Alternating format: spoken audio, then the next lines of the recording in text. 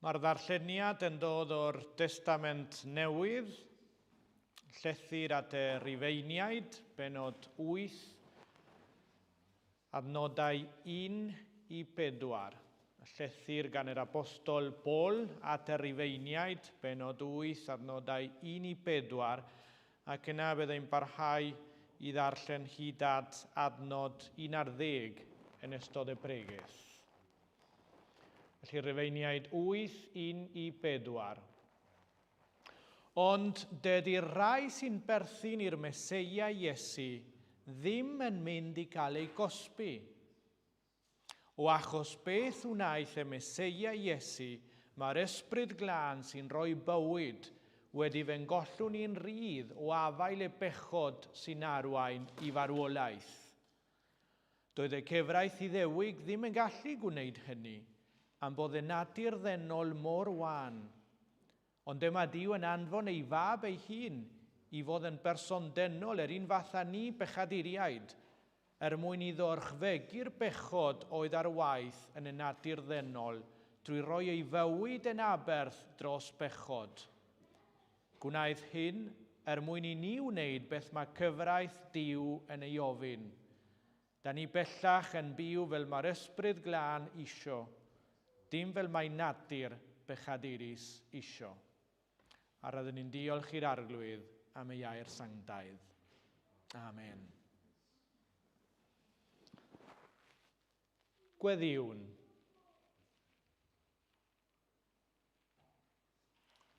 Nefol Dad, diolch yn fawr am dy bresenoldeb. Diolch yn fawr am dy air sanctaidd. Diolch yn fawr am Iesu Grist, ein harglwydd. Diolch yn fawr am ein gwaredwr, yr un sy'n gallu cael gwared o'n holl bechodau ni, yr un sy'n gallu newid ein bywydau ni yn gyfan gwbl, yr un sy'n gallu peri bywyd yn ein calonau ni, bywyd dragwyddol. Diolch yn fawr am Iesu Grist. Diolch yn fawr achos wnest ti ddanfon dy unig anedig fab mwyn talu'r bris roedd yn rhaid i ni talu ar groes Calfaria. Talu i'n ryddhau ni o garchar marwolaeth, i'n ryddhau ni o tywyllwch, i'n ryddhau ni o ddrygioni. A diolch achos mae dy Ysbryd Glân yn gweithio yn y rai sy'n credu ac yn derbyn daliad Iesu Grist, daliad ar groes Calfaria. Diolch yn fawr achos mae dy Ysbryd Glân yn rymus, yn pwerus, yn gweithio yn ein calonau ni, yn newid ein bywydau ni. A mae'n dystiolaeth dy fod ti wir ar waith yn y rai sy'n credu yn Iesu Grist. Diolch Dad achos mae'n wirthiol sydd wedi'n gallu newid ein meddeliau ni, sydd wedi'n gallu glanhau ein calonau brwnd ni, a troi ein bywydau ni yn lân yn Iesu Grist. A diolch achos Iesu Grist yw'r un sydd yn achosi hynny i gyd yn ni. Ysbryd Glân ein harglwydd Iesu. Diolch Dad achos nes ti drefnu ffordd perffaith. Mae dy gynlluniau di yn perffaith. A wedi'n gallu gwneud llawer mwy na beth da ni'n meddwl.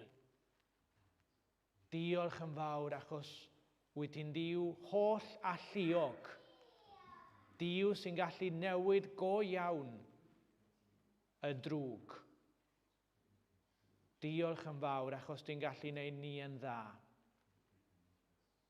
A ni'n gallu cael ein cyfri yn sanctaidd o achos Iesu Grist. O flaen dy orsedd. A ni'n gallu mynd i mewn i'r lle mwyaf sanctaidd i siarad â ti, Dad, yn enw Iesu Grist. Bendithia bob un sy'n dioddef yn ein blith ni. Y rai sydd yn mynd trwy treialon Y rai sydd yn sal, bendithio Aron, a rai eraill sydd yn sal, a bendithio bob un hefyd sydd wedi golli anwylid yn diweddar. Ac arwain ni gyd, Dad, i chwilio yn dyfnach dy bresenoldeb, i ddarllen y gair o ddydd i ddydd, i weddio o ddydd i ddydd, i ymarfer y berthynas yma gyda ti drwy Iesu Grist. Arwain ni fod yn bobl sydd yn dy blesio di, bobl sydd yn ymddiried yn dy gariad ffyddlon, sydd yn ymddiried yn Iesu Grist, dy fab. Diolch, Dad, achos rwy di'n ffyddlon. Hyd yn oed os da ni ddim yn ffyddlon, wyt ti'n dal yn ffyddlon, yn achosi ni ddod yn ôl at ti, tro ar ôl tro, ond gad i ni fod yn ffyddlon, Dad. Da ni eisiau bod yn bobl sydd yn ymateb i dy cariad di, trwy fod yn ffyddlon, drwy eisiau bod yn dy bresenoldeb, bobl sydd yn llawn basiwn dros Iesu Grist. Dyna beth da ni eisiau bod. Bobl sydd yn cysegru yn llwyr ein bywydau i dy wasanaethu di. Da ni eisiau ildio a gadael i di deyrnasu yn ein bywydau ni. Diolch, Dad, achos wyt ti'n ateb ein gweddiau ni, a wyt ti'n gweithio yn ein galonau ni. Wyt ti'n ffyddlon, yn enw Iesu Grist, da ni'n gweddio hi'n oll. Hwn a ddesgodd i ni weddio, ein Dad, hwn wyt yn y nefoedd, sancteiddiau'r dy enw, deled y deyrnas, gwneler dewellus, megis yn y nef, felly ar y ddeiar hefyd. Deroi ni heddiw ein barab ein neddiol, a maddau ni ein dyledion, fel y maddeiw ninnau un dyledwyr. Ac nac arwain ni profeddigaeth, eithyr gwared ni rag drwg, gan i seiddo ti yw'r deyrnas, a'r nerth, a'r gogoniant, yn oes oesoedd. Amen.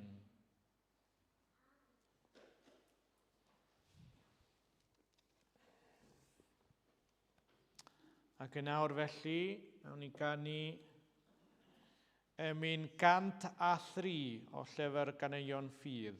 Ti arglwydd a creodd y bedoedd, a threfnais di'r wawrddydd ei lle. Deallu a deinodd y nefoedd, a cerbyd i'w cwmwl y ne. Gosodaist sylfeini y ddeiar, a therfyn i donau y môr. Mor fawr yw gweithredoedd digymar, a rhefedd o'i thineb erior. Ac yn y blaen, 103.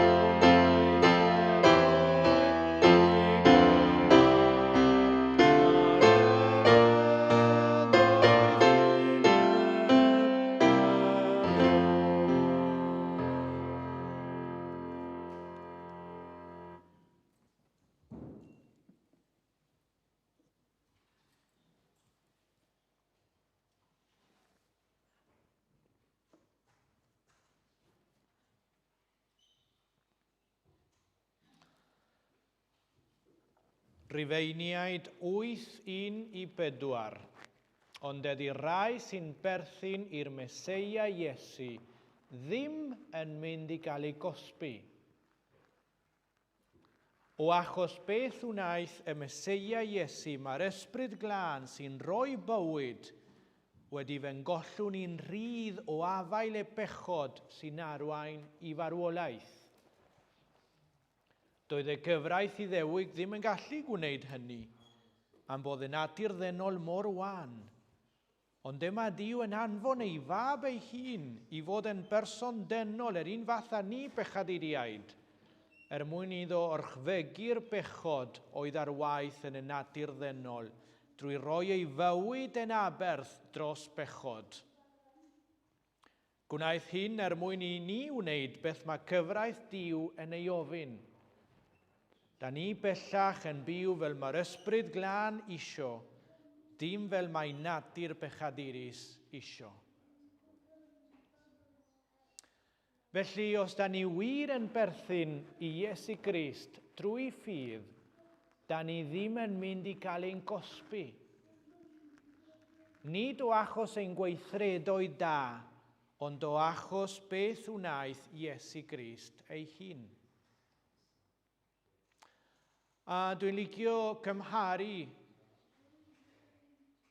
beth mae'n dweud yn aml yn y Beibl gyda darluniau sydd ar gael yn y bywyd o ddydd i ddydd, o'n gwmpas ni yn y byd. A felly dwi eisiau cymharu beth mae'n dweud yma gyda fy mhasbort Eidalaidd a minnau. Chi'n gwybod, dwi'n archendwr, dwi'n dod o'r Ariannin, a mae'r Ariannin yn llawn o bobl o dras Eidalaidd. Na'r ail wladfa Eidalaidd fwyaf yn y byd ar ôl yr Unol Daleithiau. A mae'n cyfenw i yn dod o'r Eidal, Grandis. A wedyn mae Mike, y bachgen sy'n gynorthwyo fi yn Llanelli, bod o dras Brydeinig un ochr, mae fe hefyd o dras Eidalaidd yr ochr arall. A Perrone yw'r cyfenw i fam sy'n dod o'r Eidal hefyd. Ac mwyn symud i Ewrop, mwyn gallu byw yn Ewrop, mae rhaid ni gael pasport o un o wledydd Ewrop. Mae pasport o'r Ariannin gyda ni wrth gwrs. Ond gan bod ni ar gysylltiad teuluol gyda'r Eidal, ni'n gallu cael pasport Eidalaidd, bod o ddim yn rwydd. A mae plant fi a dinaseddiaeth Brydeinig, Eidalaidd ac Archendaidd, felly maen nhw'n gallu bod yn Brydain ac yn Ewrop hefyd, ar ôl y Brexit. Gwnaeth fe wngwl, brawd fy nhad, yr holl waith angenreiddiol mwyn iddo cael dinaseddiaeth o'r Eidal, yr un cyntaf yn y teulu trefnu y pasport yma. Ac roedd hynny yn bosib o achos ein gysylltiad yn ein hachau ni gyda'r Eidal. Doedd e ddim yn waith rwydd o gwbl. Ar adeg yna, pan oedd o ddim yn rwydd ond dim mor anodd â heddiw, achos dwi'n clywed ei fod yn rhywbeth anoddach i'w wneud ar hyn o bryd. Felly yn yr adeg yna, oedd yn bosib cael y dinaseddiaeth, heddiw hefyd ond mae'n llawer anoddach. Yr adeg yna, pan wnaeth fe wngwl drefnu y pasport yma iddo fei hun, o'n i'n plentyn, a felly o'n i ddim yn gallu gwneud yr un trefniadau i gael y pasport, achos o'n i o dan yr oedran cyfreithlon i wneud y gwaith yma. Felly oedd yn amhosib i fi yr adeg yna. Mi gafodd fe wngwl y dinaseddiaeth yn y diwedd, ac ar ôl iddo wneud y gwaith yna i gyd, a thalu o'i boged ei hun, roedd yn rwydd i fi, fel ei nai, ofyn am yr un dinaseddiaeth. Oedd e wedi wneud yr holl waith papur angenreiddiol, felly oedd y papurau yna i gyd yn barod yn y Consolado Generale d'Italia, mwyn i mi cael wedyn yr un dinaseddiaeth, fel un o'r un teulu. Mae gen i'r hawl achos dwi'n aelod o'r un teulu Grandis, a do'n i ddim yn gorfod wneud yr holl waith papur cyntaf, achos oedd rhywun arall wedi wneud e'n barod ac yn yr amser cywir.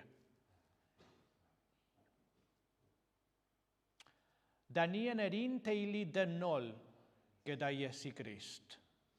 Mae pawb yn y byd yn rhan o'r teulu dynol. Bod mab Duw yn person dwyfol, un sydd yn y Drindod Sanctaidd, yn un gyda'r Tad a'r Ysbryd Glân, daeth i fyw yn y byd fel dyn, fel un ohonom ni, a dyna pam da ni'n ei alw hefyd yn fab y dyn. Da ni dim ond yn gallu bod yn berthyn i Dduw drwy Iesu Grist, i fod yn rhan o'r teulu ysbrydol, teulu Duw. Ond da ni yn yr un teulu dynol gyda Iesu Grist achos oedd yn ddyn. Felly ni gyd yn creaduriaid Duw, rhan o'r dynoliaeth, felly ni yn berthyn i'r un teulu lle mae Iesu Grist fel dyn. Daeth i'r byd i fyw fel dyn mwyn gallu gwneud y gwaith i gyd roedd yn rhaid i ni ei wneud i fod yn dinasyddion y nefoedd. Gwnaeth dalu'r bris uchaf un, sef bris y croes, dalu gyda'i fywyd a'i waed.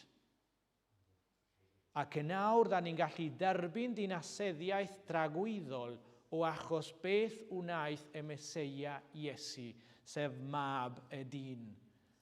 Ond wrth gwrs, mae yna ffordd o dderbyn y dinasyddiaeth. Dio ddim yn digwydd heb wneud dim byd.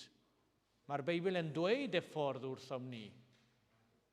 Iesu Grist yw'r ffordd, a mae'n rhaid i ni credu, a mae'n rhaid i ni ofyn am yr hawl yma.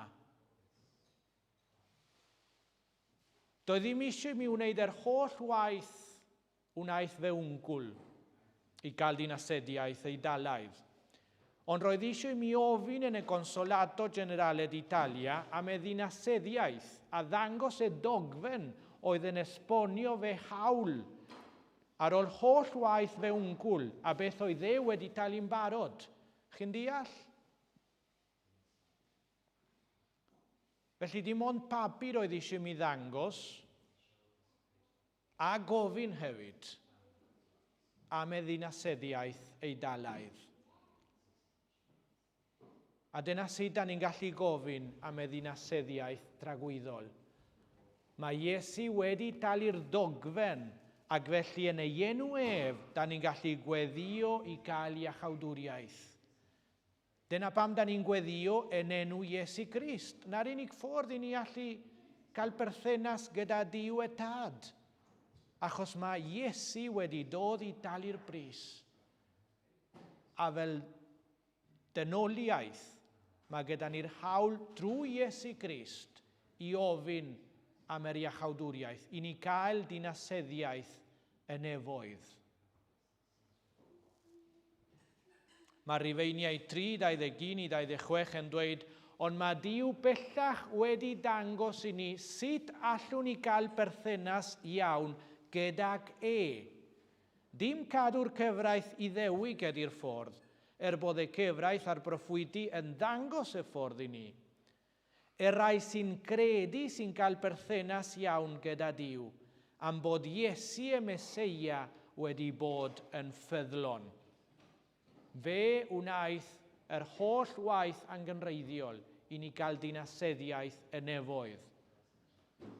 Mae'r un fath i bawb am bod pawb wedi pechu. Does neb wedi gallu gyrraedd safon berffaith Duw ar ei bennau hunain. Duw sy'n gwneud y berthynas yn iawn. Dyma ydi rod Duw i ni am bod y Meseia Iesu wedi gwneud bob beth oedd ei angen i'n gollwn ni'n rhydd. Drwy ei ffeddlondeb yn dywallt ei waed, roddo Duw ef yn aberth i cymryd y gosb am ein bechod ni. Cafodd ei gosbi yn ein lle ni. Roedd yn dangos bod Duw yn berffaith deg bod pechodau bobl yn y gorffennol heb ei gosbi gyn hyn. Bod yn amyneddgar oedd ac mae'n dangos ei bod yn dal yn berffaith deg wrth iddo dderbyn y rai sy'n credu yn Iesu i berthynas iawn ac ei hun.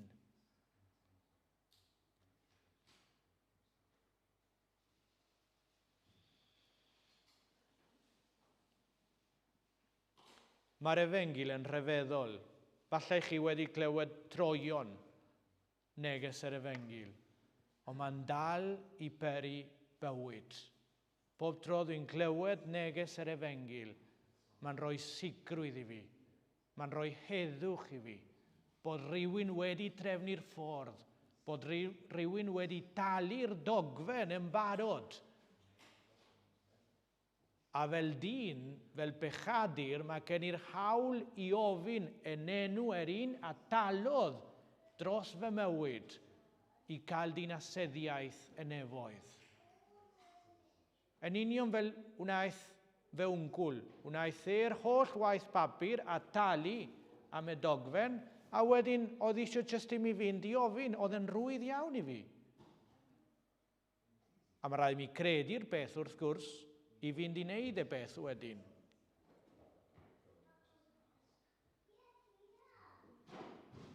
Mae ffordd yr arglwydd yn rhyfeddol. Mae rodd yn anferthol. Llydio ddim yn gwneud synwyr y rai sy'n gwrthod y rodd enfawr yma. Felly, na'r rhan cyntaf, y ffordd wnaeth yr arglwydd drefnu i ni gael dinasyddiaeth tragwyddol trwy Iesu Grist ei fab.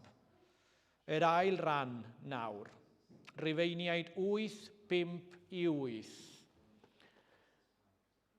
Mae rai sy'n cael ei reoli gan y natur bechadurus yn byw i'r hunan, ond mae rai sydd dan reolaeth yr ysbryd glân yn byw i wneud beth mae'r ysbryd isio.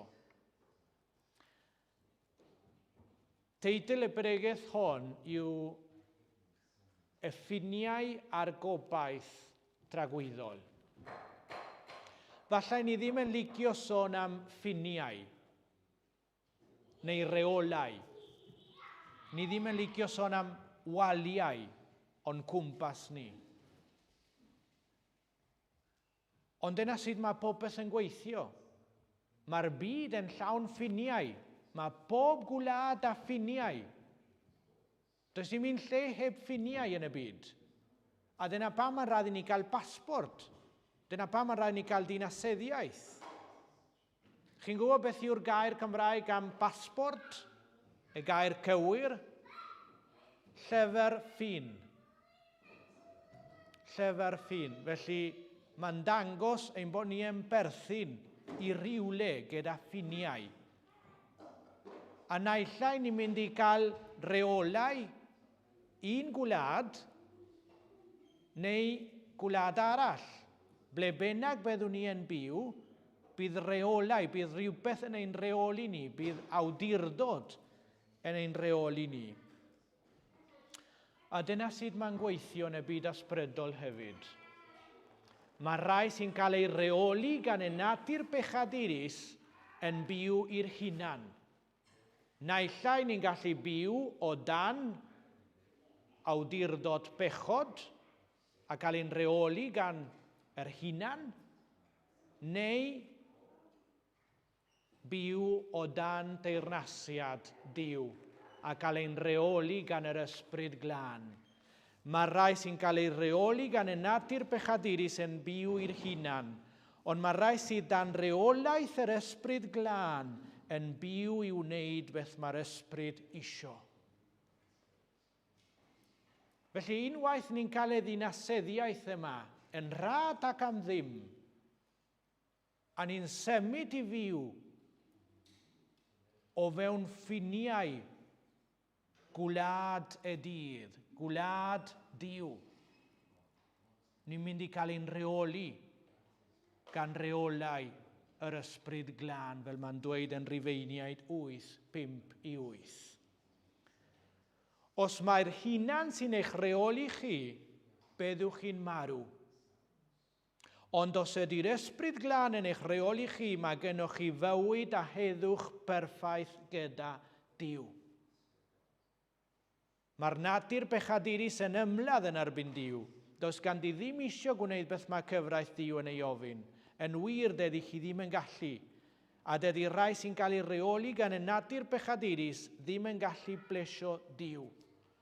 Felly mae'n rhaid i ni gael dinasyddiaeth dragwyddol. a byw o dan reolau yr ysbryd glân i gael bywyd.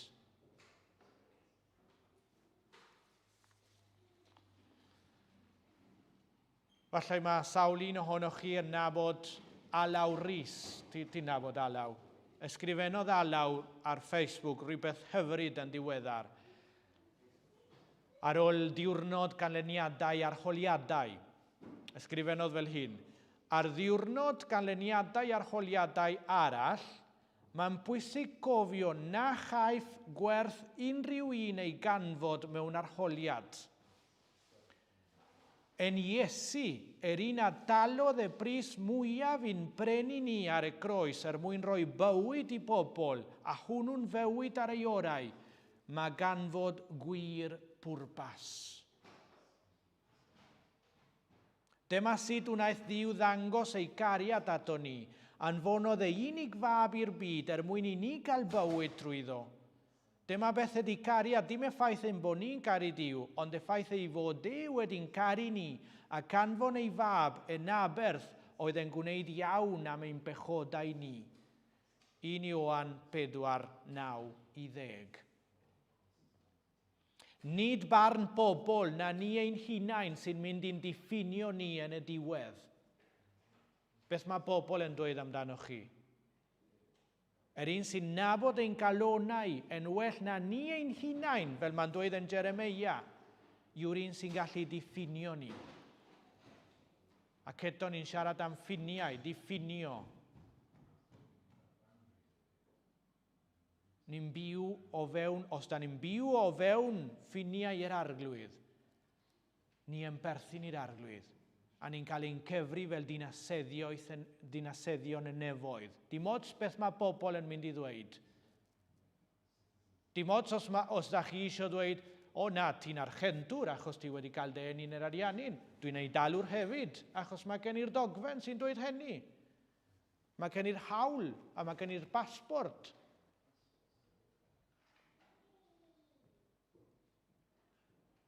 Felly, os ydy'r mab yn eich ryddhau chi, byddwch yn rydd go iawn. Ioan 8:35. Os da chi'n derbyn taliad Iesu Grist, byddwch chi'n rydd go iawn. Unwaith da ni'n derbyn dinasyddiaeth y nefoedd, da ni'n derbyn dinasyddiaeth tragwyddol am byth. Unwaith da ni'n cael groeso'n hir dad, da ni'n saff am byth. Oedd mor neis i fi, just mynd yna i'r Consolado Generale d'Italia gofyn am y basbort. Mor rwydd. Oedd hi mor neis meddwl, o mae rhywun wedi trefnu popeth yn barod. Does dim eisiau mi wneud dim byd ond gofyn. Rhufeiniaid 8:6. Os mae'r hunan sy'n eich reoli chi, byddwch chi'n marw. Ond os ydy'r ysbryd glân yn eich reoli chi, mae gennych chi fywyd a heddwch perffaith gyda Duw.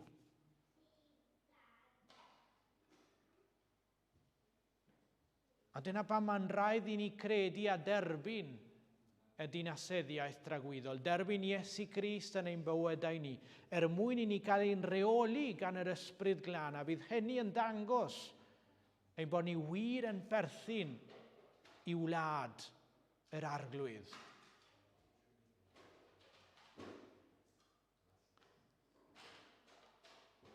Ac o fewn ffiniau tragwyddol, ffiniau yr arglwydd, mae gwir obaith yn Iesu Grist. Gobaith yw'r llawenydd hwnnw mae'r ysbryd yn ei roi ni o'r hyn a fydd yn ddigwydd. Nid yw'n rhywbeth sydd efallai yn mynd i ddigwydd. Mae'n rhywbeth a fydd yn digwydd oherwydd bod yr arglwydd yn dweud hynny.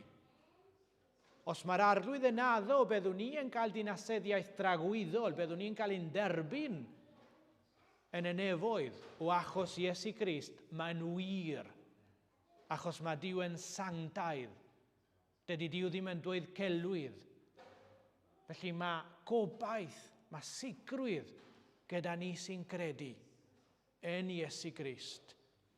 Yn y byd, da ni'n dweud, dwi'n gobeithio fel rhywbeth a all digwydd, efallai. Ond yn y Beibl, mae gair gobaith yn rhywbeth sicr. Mae'n golygu aros am yr hyn a fydd yn digwydd. Nid efallai, mae'n archddefarniad dy gryd y bydd yn digwydd. Mae gobaith yn ganiadau i ni lawenhau yn yr hyn a fydd yn digwydd, nid achos ni, ond achos beth mae Ysbryd Duw yn gwneud. Achos mae Duw yn ffyddlon i'w addewidion. Nac yw'n hyfryd gallu gorffwys a meddwl mae'r arglwydd yn ffyddlon. Os mae wedi fy ngalw i, bydd yn cwblhau ei waith yn fy mywyd i. Nawr dwi'n byw o dan reolau yr ysbryd glân, a felly mae'r ysbryd yn mynd i reoli fy mywyd i. A bydd hynny yn ddangos i pwy wlad dwi'n perthyn, i pa wlad dwi'n perthyn, gwlad yr arglwydd. Pan mae'r ysbryd glân yn reoli ein bywyd, mae sicrwydd anesboniadwy yn ein calon. Sicrwydd am beth bydd yr arglwydd yn ei wneud o achos ei ffyddlondeb. Ffyddlondeb da ni wedi profi, a neu da ni'n mynd i'w profi wrth gredu yn Iesu Grist ei gair. A gallai ddweud wrthoch chi am sawl profiad lle mae'r arglwydd wedi dangos ei ffyddlondeb yn fy mywyd i.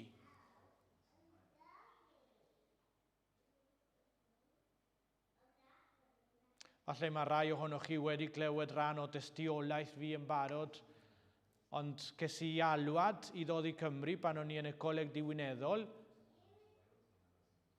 mewn breuddwyd. Yn y breuddwyd welais i dyn wraig yn Llandarog, a welais i fe'n wraig hi cyn i mi cwrdd â hi. A welais i enw y lle dwi'n gweinidog nawr mewn ffordd rhyfeddol, y sosban oedd yn dweud. Ond i ddim yn deall beth oedd y sosban. Nes i mi cael yr alwad i fod yn gweinidog yn Llanelli a derbyn yr alwad, ac ar ôl dechrau gweithio, yna nes i sylweddoli, dyna pam oedd yn dweud y sosban yn y freuddwyd. Tref y sosban i'w Llanelli. Ond i ddim yn gwybod am yr enw na o gwbl. A fel na gallai ddweud am llawer o bethau eraill. Gyda Luned, oedd hi yn y freuddwyd, oedd ei thi hi yn union yr un beth yn y breuddwyd. Mae'r arglwydd yn ffyddlon. Mae'r arglwydd yn dweud y gwir bob amser. A ni'n neud yn iawn wrth i ni credu beth mae'n dweud yn y gair i gyd. Dyna'r broffwydoliaeth mwyaf sicr y Beibl. A mae'n dweud y gwir achos dydy'r arglwydd ddim yn dweud celwydd. Ac i orffen, mae ffiniau'r arglwydd fel caer hardd. Llawn bywyd. Da ni'n gallu gweld enghreifftiau diri o'n cwmpas o sut mae ffiniau bywyd yn gweithio. Rhywbeth mor syml ar goliadau traffig yr enghraifft. Yn diweddar, o'n i'n sefyll yn aros yna, chi'n gwybod y gylchfan enfawr yna, ar bwys Morrisons, McDonald's, llawn goliadau traffig a llawn traffig.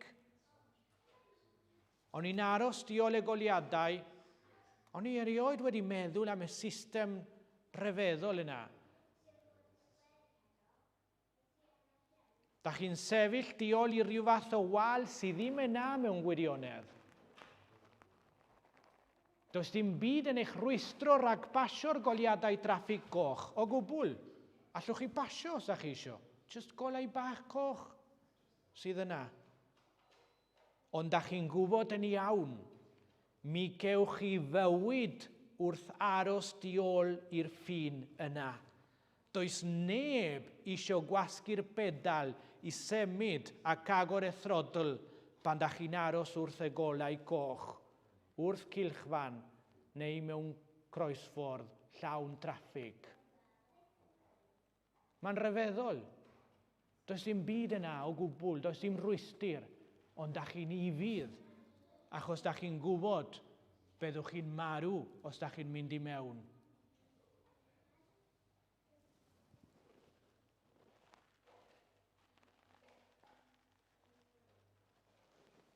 Fel na mae ffydd.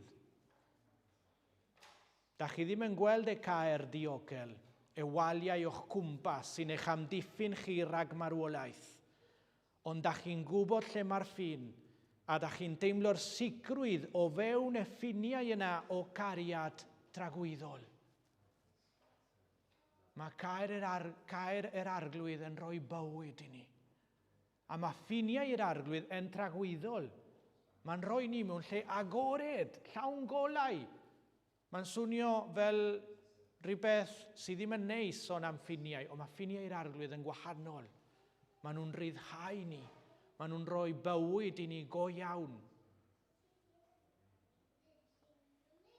A dyna pam mae Salm 122:7 yn dweud fel hyn. Fersiwn William Morgan. Heddwch fyddo o fewn dy ragfyr. Heddwch fyddo o fewn dy ragfyr. Heddwch fyddo o fewn dy waliau. Mae'n golygu ragfyr. Gwaliau caer. Heddwch yn unig fyddo o fewn dy waliau, dy ffiniau di.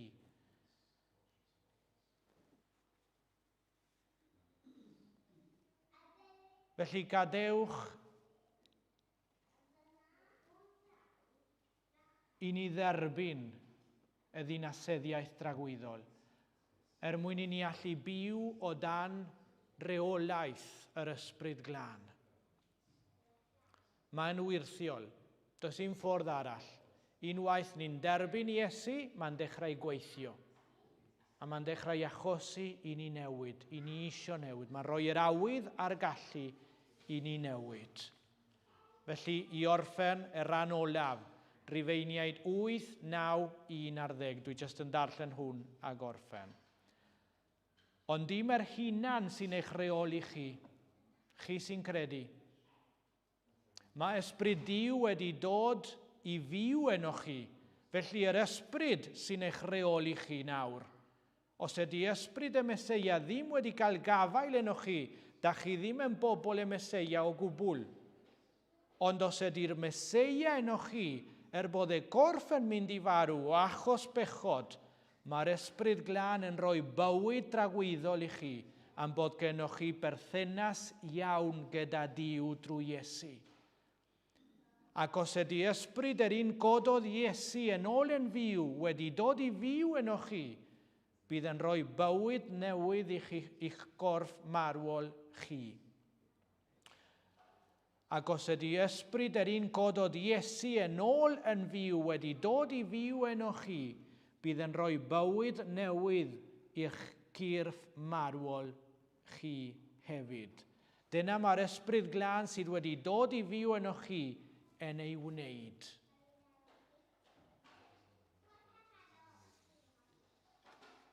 Dwi'n gallu cysgu yn y nos gyda heddwch yn y galon. Nid achos dwi'n bachgen da, achos dwi'n drwg. Dwi'n gallu cysgu a gorffwys achos mae rhywun wedi gwneud bob beth roedd raid i mi wneud. Dwi wedi credu yn ddwef a derbyn y dogfen oedd yn rhyddhau fi ac aniatau i mi fyw o fewn ffiniau dragwyddol. Ac wrth i mi symud i mewn i'r ffiniau yma, mae fe'n achosi i mi fod yn dda. Mae'n achosi i mi ddymuno bod yn dda, i mi stopio pechu, i mi stopio bod yn drwg. Mae'n wyrthiol. Na'r unig ffordd ffordd yr arglwydd Iesu Grist, clod yw enw sanctaidd. Amen.